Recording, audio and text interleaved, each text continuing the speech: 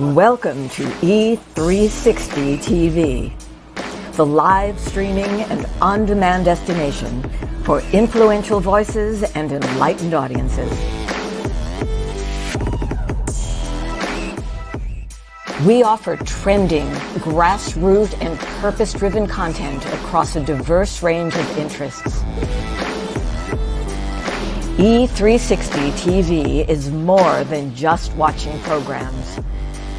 We offer the ability to interact with live shows connecting audiences to real, authentic influencers and storytellers while streaming to millions of devices.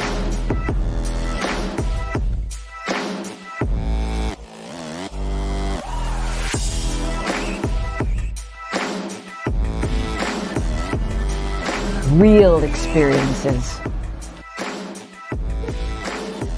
Raw conversation. One destination for it all. E360 TV.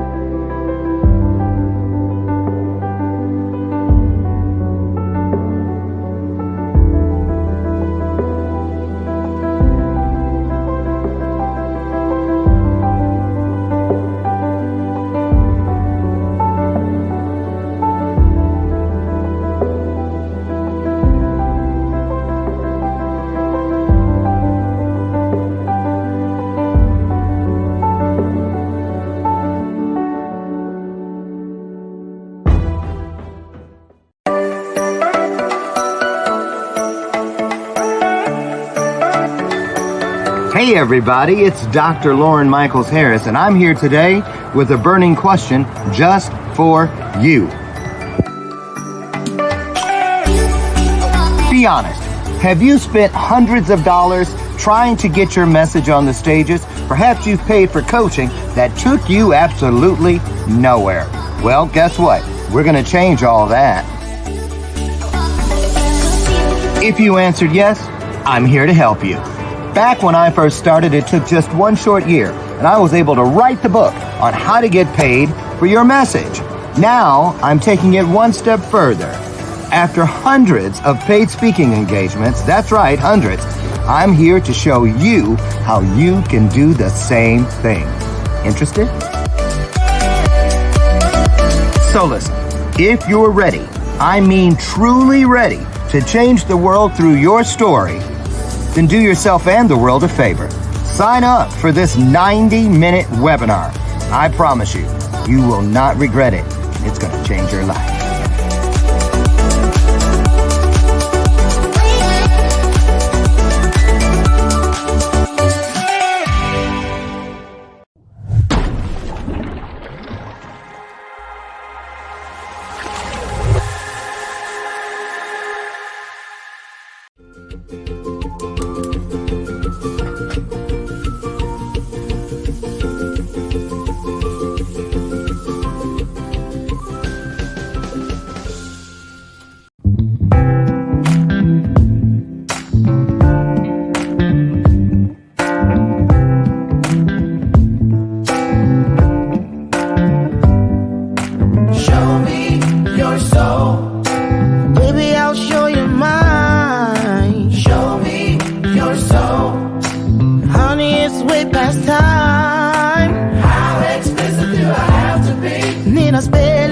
Before you get it, baby, show me your soul.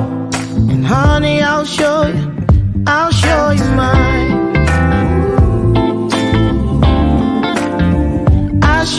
mine.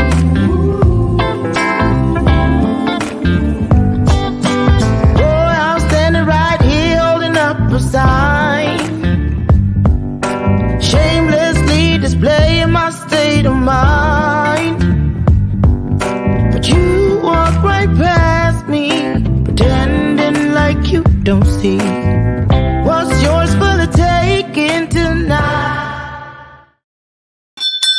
Good morning, good morning, good morning, good morning, good morning, good morning, good morning.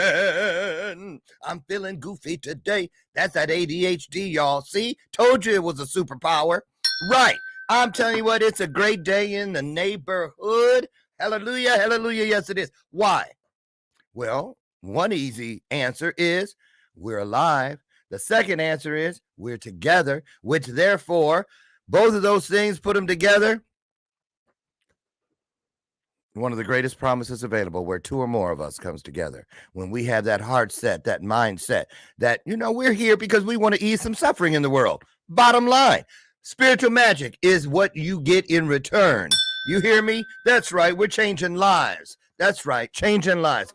I'm so excited to be here. Happy Wednesday to y'all. This week is kind of flying by. Short week for me it was, because I didn't get back till Monday.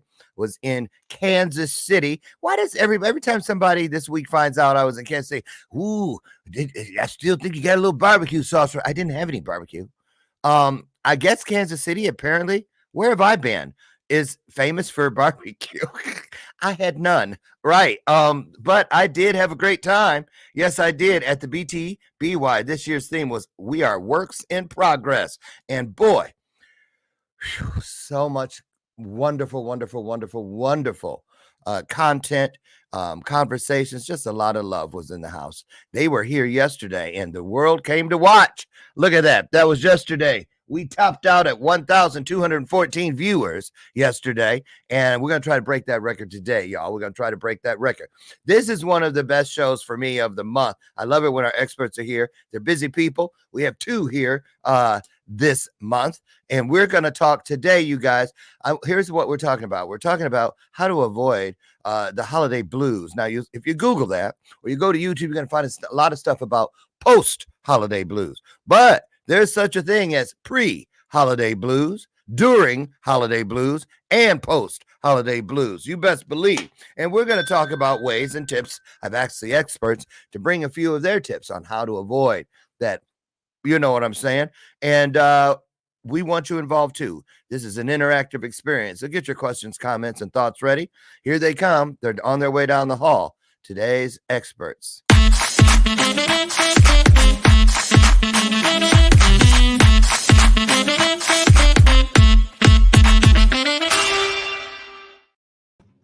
Morning. Hi, Andrea Harrison, Miss Shine. How are you? I'm great. How are you? You look great. You look even better than last month. Oh, well, thank you very much. You been to Brazil? Fine. Did you go to Brazil get a little something done? Why you look so young and vibrant? I'm kidding. Maybe it's because I cut my hair, but I think when I was here last, my hair was already cut. Oh, no, you look great. Where's the bell? Here we go. Right, and Oracle, you too. I'm not missing that robe. It looks great on you. How are you, Dominique, the Oracle of Apollo? Hello. I am doing fantastic. I would have rang a bell too for that statement for her had I had one. She looks great. So, the reason I know some people are like, Dr. Loren, isn't it a little early to be talking about the holidays? No. You know why? Is it too early for the grocery store? They put Halloween out 2 days after the 4th of July, and then they're already Christmas starting to put, I'm saying. So, and the reason I thought we could talk about holiday blues in general is because I was in Ace Hardware around this time last year, and I'll never forget, they were putting up the stuff, and I asked one of the high school kids who was helping me, I was like, are you excited that it's, he goes, no. He goes, we hate it. When the moment they start putting Christmas stuff up, people's demeanors go, he goes, they become rude. They are short-tempered. He goes, I said, really? And we talked for a while. I said, I found it very interesting. So what about you guys? Do you see what happens in your own space? We'll start with you, Andrea. When you start seeing the swap out in the grocery stores, and because if nothing else, we say to ourselves, already? Come on now, give me a break. But talk about it. What goes through your mind when you see them prepping us for all that spending? Well, I'm going to tell you, let me start with what goes on in my house. There you go. Christmas never leaves. Oh, no, you're not one of those people that leaves your tree up all year. No, we don't leave the tree up all year. But it does stay around for a little while. But both my husband and my daughter absolutely love Christmas, and they listen to Christmas carols throughout the year. It drives me bananas. But it's what I look at it as it's joy. It's joy. They're bringing joy to the home. Yeah. So sometimes I'll just go in my office and listen to some R&B or something. But I know that's right. Oh my goodness. Well, I gotta admit, as soon as Sirius XM has it on Holiday Soul, I'm locked in. I don't care. I'm locked in because seriously. What about you, Dominique? Now you're of Spanish descent, right? That's right. Feliz Navidad. So Na, na, na, na, na. if you didn't know before that lets you know. Okay. What's it like in your world leading into the holidays? When's it officially kick off for you? Oh man, usually like right after Thanksgiving. But as a medium and witchy people, well, I'm not witchy people, but I'm just gonna say for the general populace, people who are spiritual, I'm already in my bag. I love the fall. I love the Halloween. I already had my pumpkin spice. Halloween is my favorite time of the year. All this energy is everywhere. My intuition's like extra. So I really look forward to it. But there's something I wanted to point out that you said. Yeah. You said about how people get in a bad mood already when they start to see the things in the store. And it made me think of the back of the neck. The back of the neck is the energy of threat. Okay, so we have tension. It sits in the back of the neck. But threat can be real or imagined. Imagined threat can be anxiety. Now, forced a bunch of all the years of trauma into the store, and you're walking in to all this forced anxiety of the future, because anxiety is future, right? We're walking into this space, being forced to meet the future that's not here yet, and we're just carrying all that baggage of past traumas and disappointments. And it didn't click till just now when you said it. I was like, oh, that's why people are reacting like that. They're bringing all the many, many past seasons into this moment, but projecting it into the future, which is coming up soon. And they're being forced to, oh, look, see, it agrees. I know. That's so funny how I want mine to do it. Do it. It won't. Okay. I want to say this, though, and we're going to start. I love this. Now, girls, we're going to play nice. So I'm going to say this because I'm glad you're here, Andrea. She is a faith-based woman of God. She is, and I just love it. On the other hand, is spiritual. I'm some of both. I started in the church, but I had to have my personal relationship with God, so I found my way. And we all have a right to find our own way. But I want to talk about Halloween real quick because we put up Halloween stuff. My husband, I'm not kidding you. We have Easter. If you could see in our basement all the totes for every holiday, you've been here, Dominic. You probably saw it. And then here's the deal. I have a lot of faith-based people. We were raised Seventh-day Adventists, which is even another layer of, a whole bunch of stuff. But anyway, and we hadn't even put up the good Halloween stuff yet last year.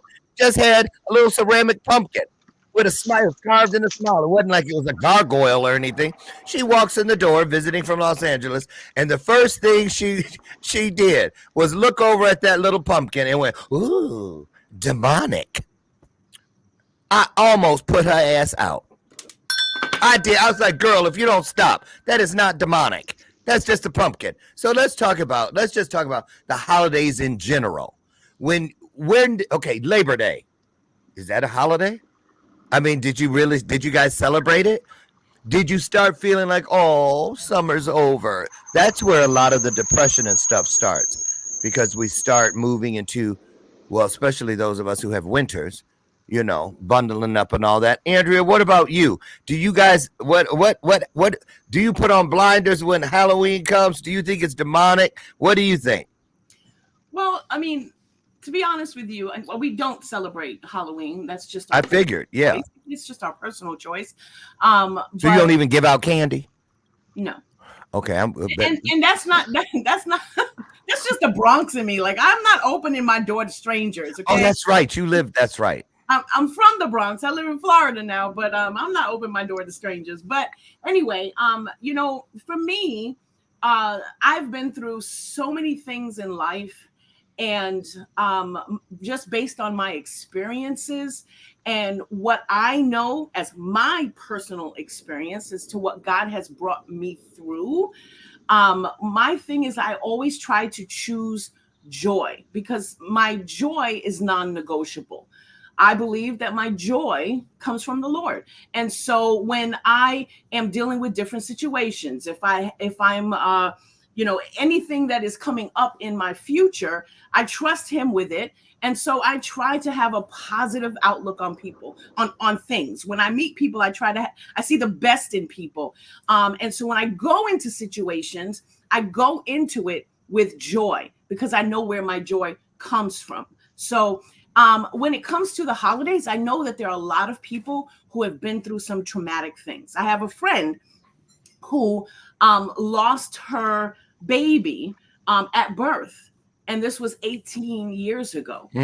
And so for her, I know that during that time, it is a time where, you're wondering what life would have been like. And so I think it's important for you on your own personal journey to give yourself the time and the space to just be. Just be. To just I be. agree. To be I agree. okay, to be kind to yourself and to be honest with yourself about how you're feeling. And for me, I take that to my knees. Yeah. A lot of people during the holidays, thank you for that, Andrea. A lot of people during the holidays, they go either one way or the other. They're either shut down or they burst open. Not very many people are right somewhere in the oh, come on in, y'all. I see you. Come on in. We're moving now. Oracle, what about you? When do you officially start feeling holiday-ish? When do I officially start feeling holiday-ish? When the first weird thing starts happening, which was like 2 weeks ago. And then everything shifts. The energy shifts. So I'm very in alignment. It's not even holiday, seasonal. The seasons have their own energy. Yes. The moment the season starts to change in my body, I start to change. That's so right. About 2 weeks ago, I started waking up at sunrise, and I'm like, okay. Here we go. There's a big shift, and I'm needing a little bit more sleep. Yes. I'm having very, very vivid dreams. I'm actually have my dream journal right here next to my bed. I know that's right. Because I'm waking up in the middle of the night. Oh, I have to write all of this out that I'm seeing. So for me, when the new cycle opens is when I'm like, okay, we're stepping into the next season. Yes. And that encompasses the holiday for me, energetically speaking. I love that approach. It's really not the holidays because the seasons were there long before holidays. Yeah. And it really is. The time changes, because I have had the hardest time in the last couple of weeks. It's like 90 degrees during the day, and it's this morning it was 51 degrees. 49, 51 degrees outside here in Chicago. So it's like back and forth. You see the geese leaving and all this stuff. So I wanted to, where's that comment we had from Jan, Purpose-Filled Code? What is that? Purpose-Filled what? Cade. What is that? Is that a last name? Her last name, Cade. Girl, okay. Jan, sorry about that. Okay, now we know Jan, Purpose-Filled Cade. She says, I've never cared much for holidays because I lost my parents and grandmother early in life, and I've learned to have balance. And now, and the reason I pulled that one up specifically, because there's a lot of comments, was because I have a little clip, and this really speaks to what Jan was just saying. And a lot of people have triggers. So here's a little 2-minute thing, you guys. Oh, that's not it. A 2-minute thing. As soon as I find it, I need some staff. While you're looking for that, though, Dr. Loren, grief is real. It's a real thing, Yeah. It's a real thing. Just this past Christmas, right? A couple of days before Christmas, Gordon lost his niece. Gordon, my husband. Oh, okay. I thought you were talking about Gordon Ramsay. I was like, for real? How you know that? Go ahead. No, lost his niece, and it was just a few days before Christmas, and that is it's traumatic. It is traumatic. definitely traumatic. Yeah, absolutely. So it's real. And like I said, you should be honest with yourself about how you're feeling and be okay to not have to be on, you know? Exactly. Exactly. And this little clip, what I love about it is that they do speak. Just listen to all the little different lanes that can trigger people to go because of their situations. Let's take a look. Well, many of us are excited and filled with joy this time of year. For others, like we just mentioned, the holidays, it can bring anxiety and even that sadness. Theo Hayes spoke with shoppers and a doctor and has more on how to handle the holiday blues. Black Friday is the official start to the holiday shopping season, and many shoppers will tell you there's a lot to get done. To feel fully prepared is what the society tells you. You have to get gifts for everybody, and you have to have a good meal and decorate the house. And with that long list of to-dos can come stress. Yes, it can be overwhelming, especially for a broke college struggling student such as myself.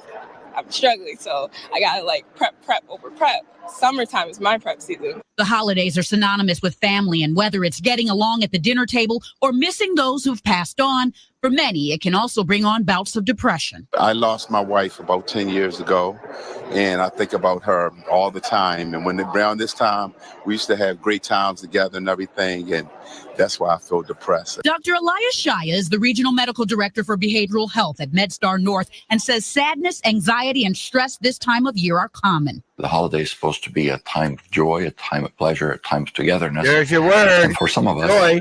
It ends up being a time of being overscheduled and being running all directions, having even financial burdens or financial responsibilities, as sometimes we may even lose the spirit of the holiday and make it a little bit too commercialized, and it becomes all about stress and pressure. Right there. We can stop right there. Excuse me. Commercialized. So the holidays, well, let's talk about our families and this sort of thing. It can go either way. Now, does anybody remember way back in the dark ages when the holidays were kind of confusing because of COVID? You had a vaxxed house and you had the unvaxxed house. The people, you know what I mean? Remember, wait, I ain't going over to her house for no dinner. They ain't got that shot yet. You know what I'm saying? That really opened my eyes to, and here's another thing. Because we kind of talked about it last month. We were talking about the road to the White House. I think, this in election years, I hear people say that the holidays, at least, well, Thanksgiving, we've already voted and all of that. It's already done. So I don't know how that works, but let's just talk about this piece here. Let's go with how soon is too soon for them to start shoveling Christmas down our throat? Is it not out now? It is out, but do you really think people are already? Are you Christmas shopping, Andrea, already? No, I'm not Christmas shopping at all. Not yet. And I normally like to shop for Christmas gifts. Don't laugh at me, okay? The last day. Don't laugh at me. Day before Christmas. I like to. We have a tradition. We've been married now for 23 years, and our tradition is to go to the outlet mall and go there the day before on Christmas Eve and just buy gifts. And it's fun, and we love it, and we've always done that. But I think from a marketing perspective, I understand why the businesses do it. If you want to be successful in business from a branding and marketing perspective, you've got to start talking about it. You've got to start putting it in front of your target audience's face. They have to see it, and you want them to start early. So from that perspective, I get it. On the flip side, for people who are grieving or in mourning or, that sort of thing bothers them, I think that just like with life, you have to make sure that you say, okay, you have to understand how you feel. You have to understand yourself on how these things how they affect you. And then for me, I just have to say, okay, I know what I'm about to go into. I know what I'm walking into. I know how this could possibly trigger something. And I have to make a decision, a choice for myself and say, I'm going to change my mindset Yeah. Shift my perspective, and I'm not going to allow them to, you know, whatever it is. It could be Halloween, it could be Christmas, it could be whatever the case may be, right?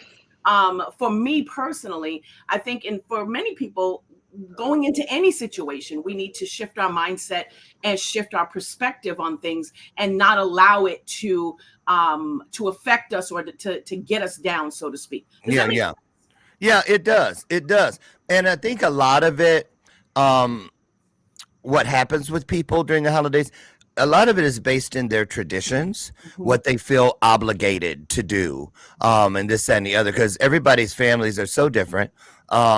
Dominique, what about you? Do you well, how do you, Well, yeah. I want to say that being a person who has worked a lot in the last 10 years on herself and healed her body through holistic practices, I understand the value of mindset. And as a spiritual advisor and energy coach, I understand the value of mindset.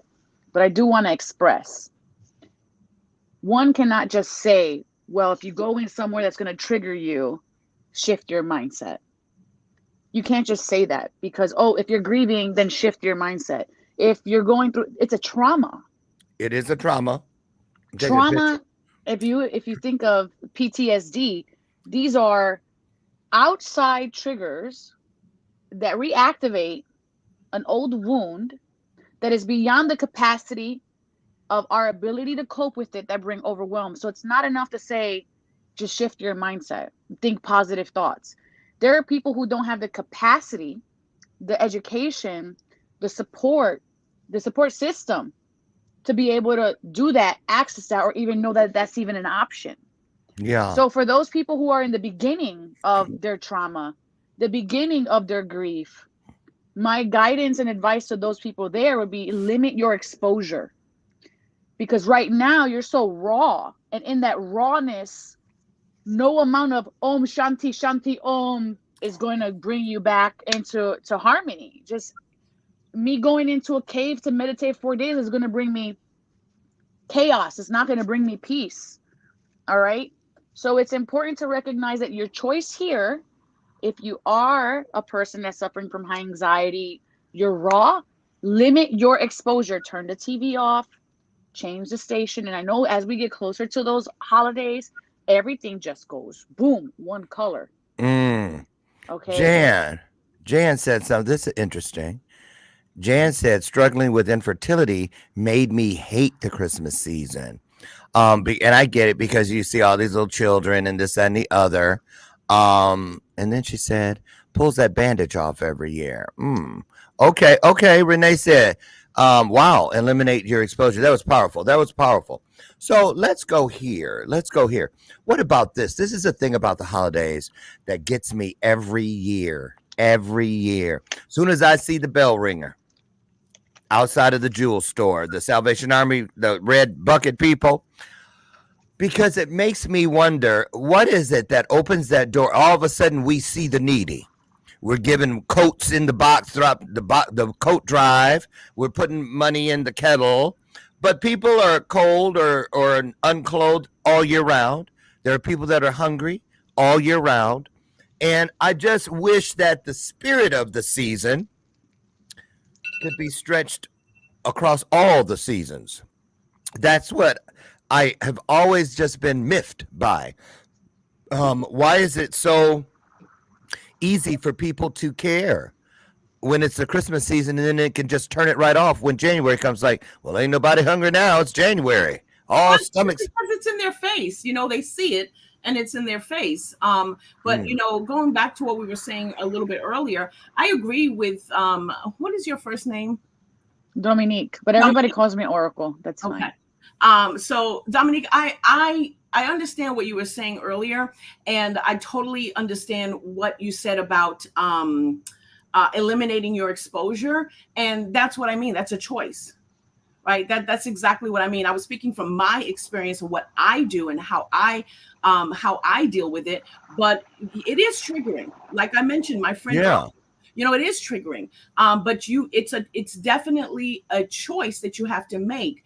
If you know that if you walk into Macy's and you're going to see the big Christmas tree and that is triggering for you because you do deal with anxiety around that time, limit your exposure. I agree with you on that. But for me personally, you have to, I love what Farah says, do what works for you and respect other people's choices of how they celebrate.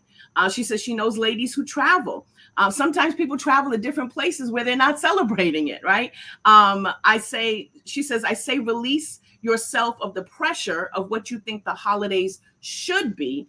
And she says she now uses holidays to serve those less fortunate. It feels better for her. And so one of the things I was going to bring up today is volunteering. And so Dr. Loren, to your point, sometimes when you shift your mindset or shift your perspective, and do something that is going to help, like serving. For me personally, serving and helping other people, I agree, is going to shift my mindset off of what I'm going through, what I'm thinking. Not that I'm like oblivious, or that I'm like, oh, I'm just happy, joy. No, I spread shine, but I'm not stupid. You know what I mean? yeah. And so, when it comes to shifting your perspective and doing something like serving other people, as Farah mentioned, as Dr. Loren just mentioned, that's what I mean. And I agree with you when you say, what is the term you use? Eliminate, or you didn't say eliminate, like decrease your exposure to Right. it. Yeah. Right. And I agree too. And I'm going to say, let's go to the service piece. I love that because that's one of the things that I love to do. My husband and I love to do during the holidays is to go and, like, for instance, take stuff to kids that are in the hospital. You know what I mean? Or take some stuff down and just hang out with people because I remember when I was homeless on Christmas. Seriously. And I was hanging out with some other homeless people and our Christmas dinner. I mean, we gathered around like we were family because at that time we were. And it was one of my best Christmases ever. And guess what we had for Christmas dinner? Condiments. That's all we had. Seriously, packets of mayonnaise, relish, ketchup, and mustard, and we literally put it on paper plates. I'll be honest, we were laughing because we were like, well, which one is the meat? It was the relish because it was the only one you could chew. So, but that was your community, right? It was, and that was what was so important. It was wonderful. Because there was no pressure. It was no, will they like my gift? Oh, I didn't get what I wanted. It was, I'll never forget it. How it seemed I was in a place that was the lowest part of my life, that I had nothing, not even a roof over my head, but it was the most fulfilling Christmas celebration I've ever had in 62 years. I promise you that's the truth. I would have never in a million years been able to know that was possible had I not lived it. So let's go to the other side now. Well, first of all, let me ask, how many of you, I'm talking to all of you out there too, how important do you think it is to set a budget for the holidays? That means travel, gifts, expenditures, because you give stuff to neighbors and this and the other. A lot of people, when it comes to January, now they plummet because they've overspent. Credit card bills are coming in. It's a horrible way to start the new year. So let's go to that question. Do you or do you not set a budget, or do you even spend on holidays? I know people who make it, they don't spend a penny because they don't believe in the commercial side of it. Dominique, why don't you start on this one? Well, I'm predominantly Buddhist, so no, I don't have a Christmas budget. What I do, however, is I tend to have an experience for my family. An example would be 2 weeks ago, I went to a birthday party celebration that was a 50-year-old birthday celebration of the person who owns the wellness center that I do my sessions at. And so when I brought over to his house, everybody had these boxes just stacked up. He has a big community of people. And I brought my bag and I brought gas. And what I brought over his house was my drum, my flute, some hape that is a ceremonial tobacco, and gas to burn fire. So after all his guests cleared, I ceremoniously had a hape ceremony with him, and he ingested the tobacco to bring in what is coming into his new year. And then I fire danced for him, and his wife and his kids. And then the kids got to play with fire, and then the lingering guests also got to play with fire. And so it was a ceremony, and it was an experience, and it was the highlight of his birthday. I definitely take that and I put it into all things, because these are the things that are the most tactile. Me being nomadic, most of the time I'm just taking what fits in my car. Thank you Yeah. for your gift, but really I have no space to put it. When I go into communities, the people are the same like me. Thank you for your gift, but I have no place to put it. So we share tobacco, we not to smoke, but to bless and to pray over. We share music, we share fire, we share experience, because this is the thing that I can take with me. Got it. Got it. Let's talk. Well, since we're on the topic of experiences, let's talk about traditions, famous traditions, or favorite traditions. Because as adults, we've all grown into what fits us. But when we were kids, we had to do what we were told. It was what happened. So I just want to ask. We'll start with you, Andrea. What was your favorite childhood memory of the holidays, as far as a tradition? Because those are the things that warm my heart. Now, a lot of my story. 22 homes in foster care, and to be honest, I can't remember one Christmas when I was in care. I probably have blocked it because, all right, didn't expect that. Wow. Okay. Wow, that was okay. I did not see that coming. I'm sorry, you guys. Sorry, did not see that. Let's clear you. Let's clear you. What I'm saying is, let's go back to before I entered care. I just loved the way our house felt during the holidays, the way it smelled. My sisters were nicer.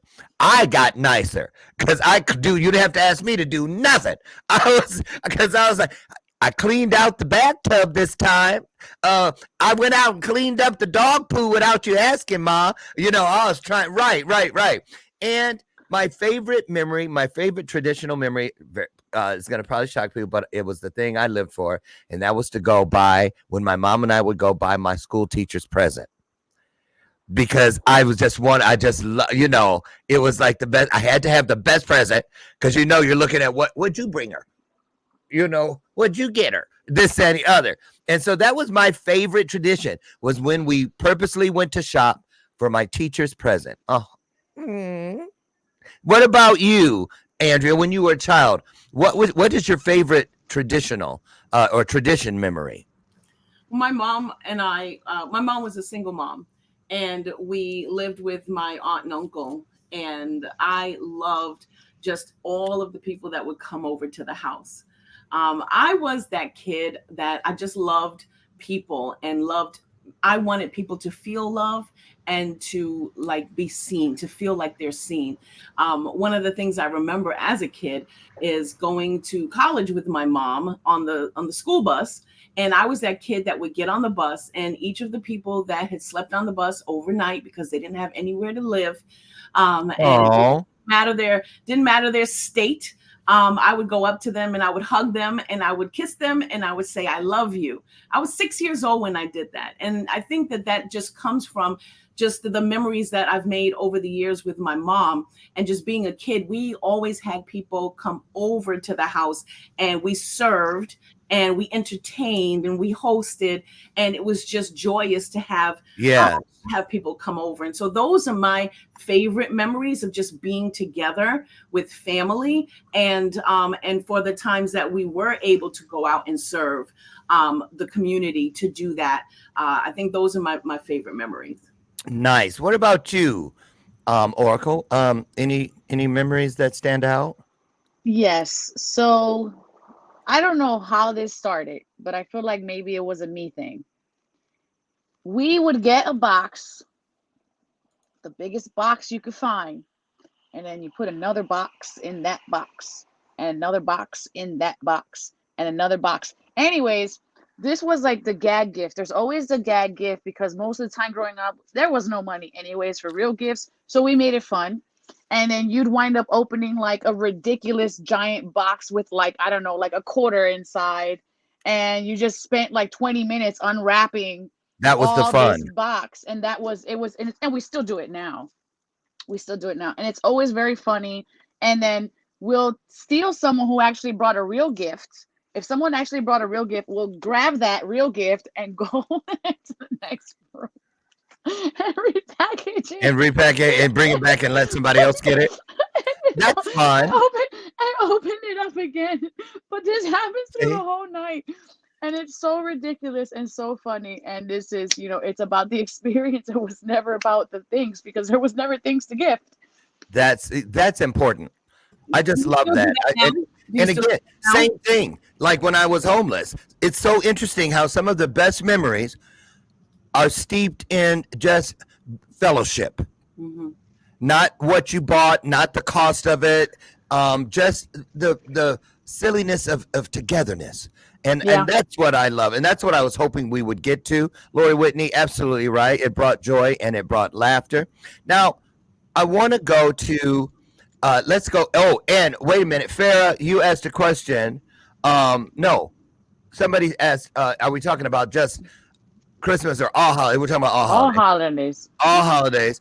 Farrah says, my favorite tradition now is picking pumpkins at a pumpkin patch. Love it. Or the store and spending time together with kiddos, painting and decorating them together to create core memories. Decorating for autumn. Yes, we have our stuff up on the table right now, our little mini pumpkins and squash. And my husband bought this truck thing where I'm filling the bed of it with this. It's just fun. So let's go. Can I just... this is not a shameless plug, okay? But it's ironic. She says that, and I actually have her book. She's a friend of mine, and her book is like sitting right in front of me. See? So she means it. She means it. That is like true to her core. There you go. There you go. Jamila, nice to see you. Good morning. Oh, and by the way, you guys, I just want you to know, I took a picture. What was it? You guys broke the record so far this week. It says, wait. Photos. I just took a photo and you guys have topped out 1,600 people were here listening to everything you had to say. So obviously a pretty hot topic, or at least interesting. So let's go here. How many of you on the screen, that's 2 of you, how many of us have participated in that thing called Friendsgiving? Oh, yeah. That have you, which is relatively new, huh? A lot. You have. I love that idea, but I need to put it together. I love it. Andrea, you're shaking your head. Have you been a part of Friendsgiving? I've never been a part of it because I've always just been with my family, but I think it's an amazing, I think it's really amazing. I have friends that open up their home and just tell people to come over, especially she really says people who have nowhere else to go. Right. Yeah. I think that's so important. I do too. When I had my wellness center, we would do a Friendsgiving the next day after Thanksgiving because a lot of people who were coming, clients and students, didn't have family. And so this was Tribesgiving. I just love it. I have a feeling it's a lot older than we give it credit for, but it's come to the forefront, and you see a lot of people now. So let somebody help me out here. So is Friendsgiving whenever you want to do it, or is there a date for it? It's usually the day after Thanksgiving. So it is. You're bringing the leftovers. Okay. See, I didn't realize that. So, okay, here we go. How do you feel? This is going to be interesting because I love the juxtaposition with you two. How do you feel? Let's talk about children. Let's talk about children and Christmas. When you were little, when you were a child, did you believe in Santa Claus in your house? Well, I will say this. No, because you couldn't. I grew up in Puerto Rico. There is no chimney. We live in an island in the middle of the mountains. You couldn't even get to a hospital. It was like an hour away. Santa was not coming to the middle of nowhere. I know that's right. But B, we were so poor that, we knew there wasn't a Santa. And 3, my mom still, even though we all knew there wasn't a Santa, even till this day, we still make a big tada about Santa and the spirit of St. Nicholas. And we would have stories and make jokes, and the element of Santa was still very present, even though we all know he wasn't like a corporeal, being. Right. So, but he was still very like, oh, look at this North Pole postcard I got from Santa. Right. And then when phones started doing things, I'm like, Mom, look, we can call Santa now. Even though we're like all adults, and we would call Santa. Yes. What about you, Andrea? Wait, I just gotta ask. So you mean Santa couldn't use his sleigh to get to Puerto Rico? He could not get to those mountains, man. Oh, come on! You couldn't even walk up those mountains. No one was expecting 8 reindeer and a white guy with some stuff to come up that mountain. Right, wasn't gonna happen. Right, even the smallest children are like, Santa Claus was not coming. Santa Claus. Oh, okay, that's how it's pronounced. So Andrea, you were in a faith-based home growing up? I was in a faith-based home growing up. I remember my mom, we just had Christmas. There was no, I don't remember. I knew about Santa Claus, but I didn't think he was real because even when you were tiny little, like kindergarten, first grade, I like the idea of it, but it didn't make sense to me because the stories of him, this I hate to say it, but this fat dude coming down the chimney, like I knew he couldn't fit down the chimney, so it's like all these things that I was just like, that doesn't make sense to me.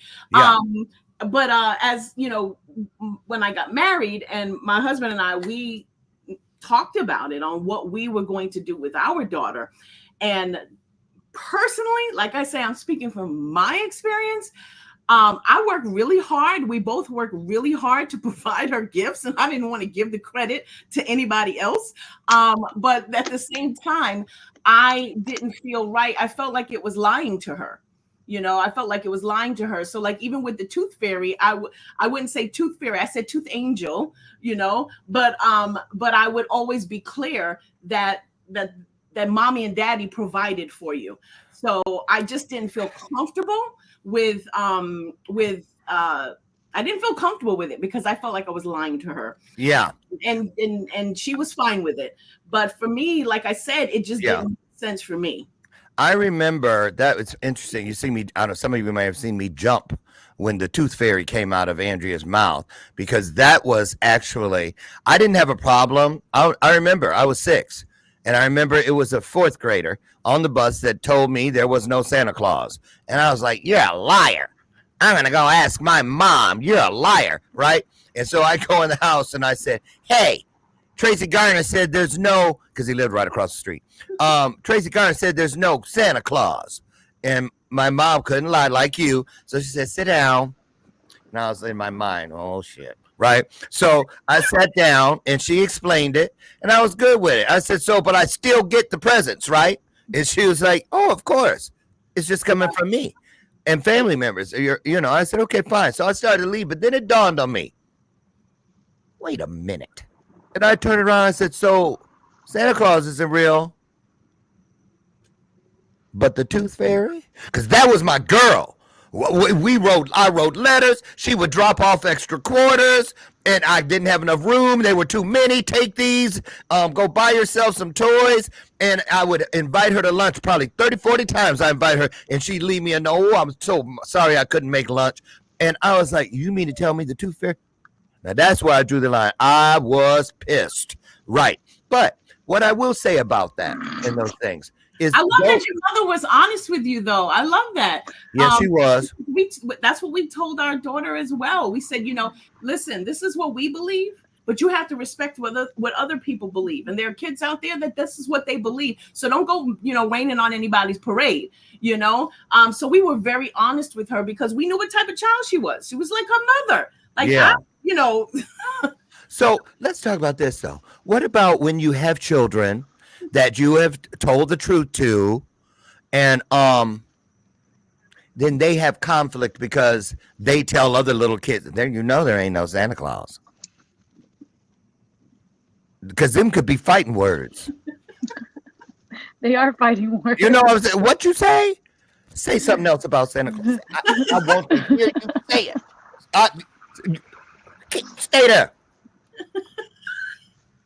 Listen, I'm serious.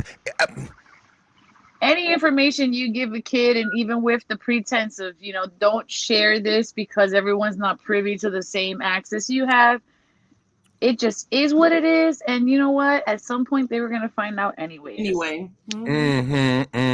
So it might as well be from a peer than, at like 14 or 15, and they're still carrying this around. Right. So who wants to, let's go here. We got about 4 minutes before we need to close out.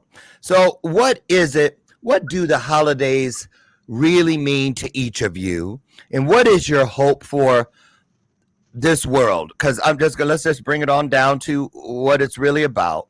I would hope that the holidays would bring some joy, some hope, a little more sharing of the things that matter, things that people can feel. See, I don't think holidays are bad, but I don't think they should be all about things you can merely touch. I think they should be as much or more about things that make and help us feel things. So I would love for each of you to leave us with what, if you can, bless the world with a new perspective or a better and a deeper respect for, what you feel the holiday season should mean. What would that look like and why? Andrea?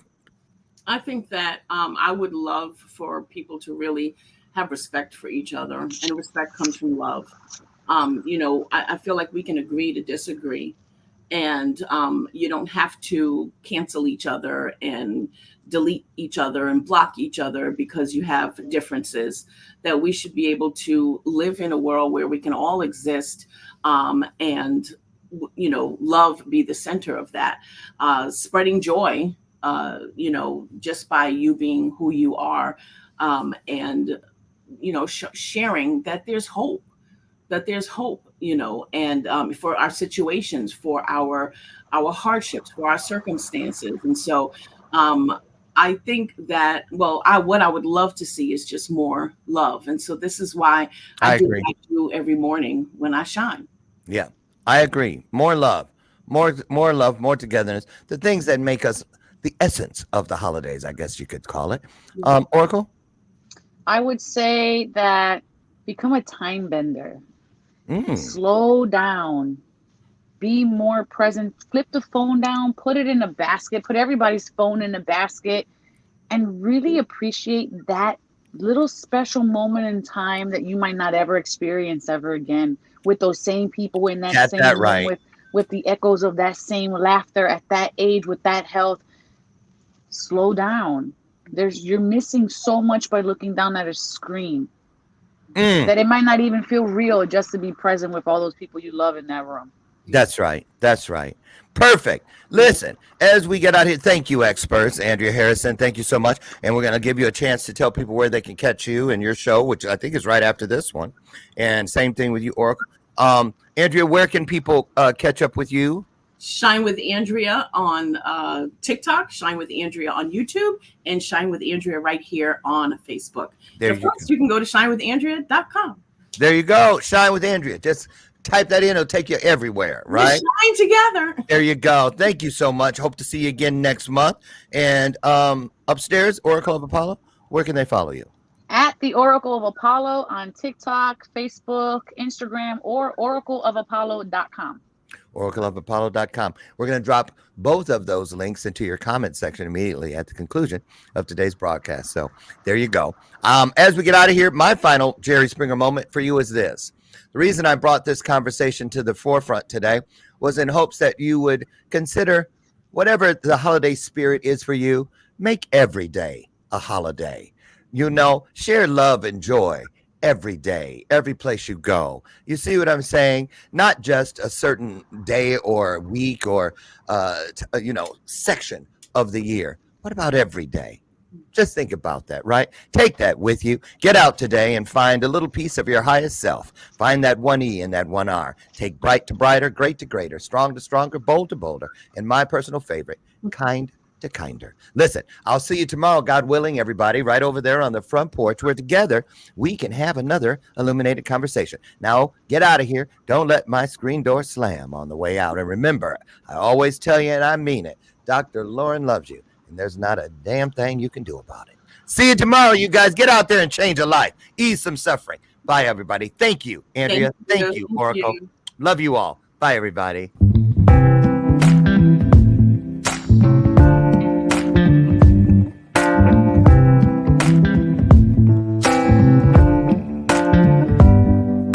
Show me your soul. Baby, I'll show you mine. Show me your soul. Honey, it's way past time.